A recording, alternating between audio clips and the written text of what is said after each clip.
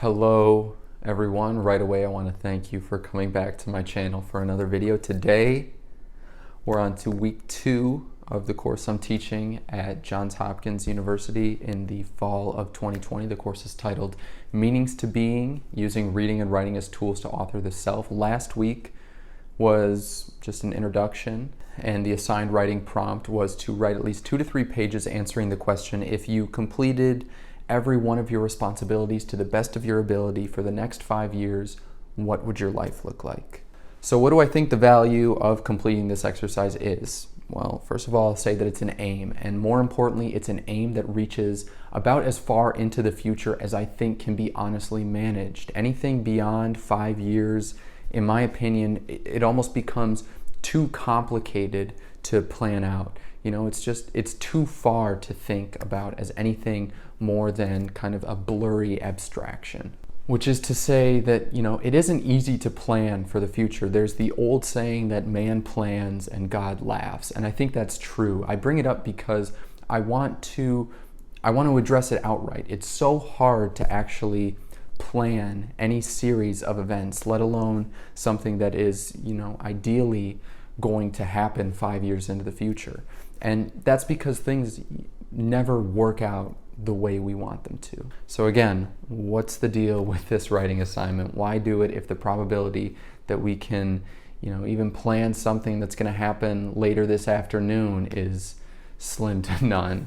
And I think it's because even though I've explained the first writing prompt as a plan, it really isn't a plan as we might, you know, normally think about what it means to plan something out. For me, when I think about what a plan is, I think something that has, you know, step 1, step 2, step 3, A, B, C, and, you know, so on. But that isn't what this writing assignment is at all. This writing assignment is about trying to predict the end result, not about how we get from point A to point B. And the distinction between those two things, I think, is night and day. We can't expect our plans to go exactly as we want them to. We can't expect even the most minute details to be as we anticipated. It just isn't realistic, and that's why I didn't tell you to, you know, build a 5-year plan that was going to lay things out for you day to day for the next 5 years. I understand that that is beyond unrealistic. I had you try to imagine what things could look like in 5 years if everything went according to plan. I had you begin the construction of an ideal using writing.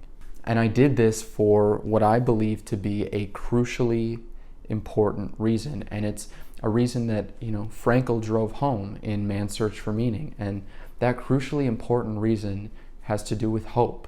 Hope is what we're trying to create, you know, faith in the future, hope for the future. And I don't mean to suggest that, you know, you're necessarily even without hope. I hope that you're all filled with hope. Everybody in my class is, you know, you're obviously smart. You made it to Johns Hopkins. You probably don't even realize how smart you are. And I don't think that's any fault of your own, but you are smart and you're capable and powerful beyond measure. You are, you know, 18, 19, 20, 21, 22-year-old kids with your whole lives ahead of you. You need to have hope. Even when the going gets tough, you have to have hope. You have to have faith in your future. And I say that because the point of the first weekly writing assignment was to get you to create something that you believe is worth striving for, and maybe more importantly, worth sacrificing for. And the reason I asked you to construct an ideal 5 years into the future is because here's what happens when you write. You meditate and you use language to communicate your own private mental hallucination. So what happens if I never have you do the writing assignment? You know, I don't know. If I'm being honest. Honestly, things could turn out no differently. Although, you know, I admittedly have a tough time getting on board with that idea, but let's say you're never asked this question. Maybe nothing is different. I'm willing to concede that it's entirely possible that this exercise poses no long-term benefit to you. But I will say this, that is literally the exact opposite of what I want to have happen. I want this to be the kind of homework assignment, let's call it that, for for simplicity's sake, not to get too sidetracked, but I think it's really much more than that. I wouldn't have assigned it if I didn't believe that much. But anyways, I want these writing assignments, and especially this first one, to follow you. I want you to be reminded during random moments throughout your day, oh yeah, I remember how I said that 5 years from now things were going to be like this or like that. I say that, and to build on the point, I'll pose a rhetorical question to you right now. Okay, so do you know what the best way to guarantee you take care of all of your daily responsibilities is? The best way to do it is to make a schedule the night before. Make a list. Write down what you're going to do beforehand. I can't give you the science on it, but I really don't think it's, so groundbreaking that it demands evidence. And what you're basically doing when you go through and make your daily schedule is, if you do it properly, you're designing an ideal tomorrow for yourself. You're making things as good as they possibly can be, given the fact that you have a certain number of responsibilities that you have to take care of. And that's how the act of outlining something as simple as a schedule can create and find some kind of meaning. And the first weekly writing assignment was a long-term example of what anyone with a daily planner does. And maybe that seems kind of silly, but I don't think it is. Writing is an old way of giving form to the ideal future that human beings imagine for themselves.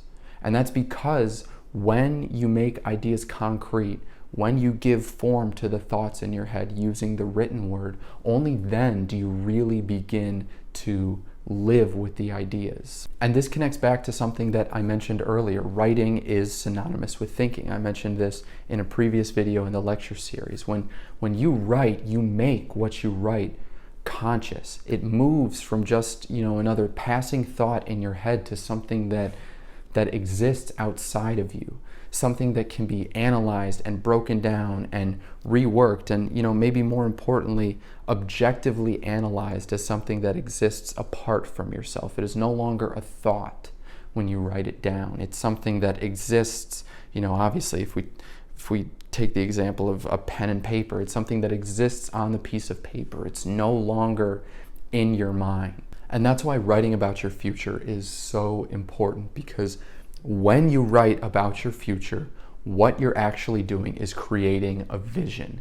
And when you outline your ideal future, you're creating something that is worth striving for and worth sacrificing for. And I think that's how writing can be used to find and create meaning. It offers you the unique opportunity to make the ideas swirling around in your head conscious and objective, and it allows you to have some control over the ideas that guide you forward and control how you interact with the present as it unfolds itself before you.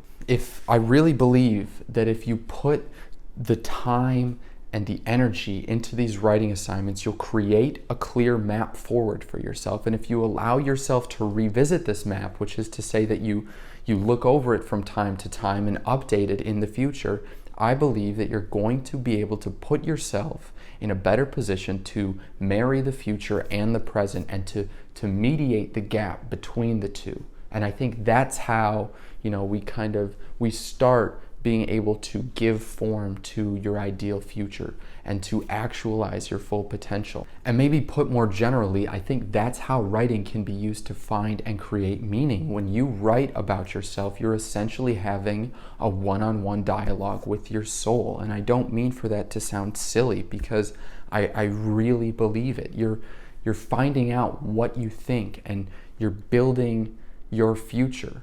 The act of clearly articulating your wants, saying, okay, this is what I would like my life to look like in 5 years if I did everything I'm supposed to do to the best of my abilities. It's no different than what you do with a daily planner every day. I've tried to, kind of make it something like the collective equivalent, let's say, over the course of 5 years of, what a daily planner does or can do for you. And again, what I'm trying to do is get you to see that point. So that you can connect yourself to the future beyond the day-to-day. We're trying to construct a multi-layered plan, a map forward so that you're in the best position you can possibly be in to actualize your full potential and to create a better life for yourself. I'm never going to try to tell you what I think you should do with your life, what I think, your goals should be, but I've tried to give form to a method that can be universally applicable for anybody interested in having, some greater control over what their future might look like, in the long term. I mentioned this previously in the video, but I think about writing as being some kind of dialogue with your soul. And I don't say that lightly. I mean it seriously, and I've tried to give you questions that are going to, put you in communication with that part of yourself that is always creating new parts of you. Because I think that's the power of writing, the ability to make thoughts, random thoughts that are just passing through your head, make them into something that's concrete and something that can be of actual value to you from day to day. I think that's the beauty of writing, and I think that's the way in which writing can be used to find and create meaning. Okay, and with that, I just want to say thank you for sticking with me through this video, and I want to thank my video editors, Beans and Joe. I appreciate all of your help, and I always want to thank you, my lovely listener, my lovely viewer. I really appreciate you coming back to my channel for another video. If you have enjoyed this video or found it useful or helpful or interesting or whatever the right word is, I ask that you please hit the subscribe button, hit the like button, and let me know what you think in the comments down below. And I'll just close it out by saying thank you again. I hope you have a great rest of your day, and I will see you next time.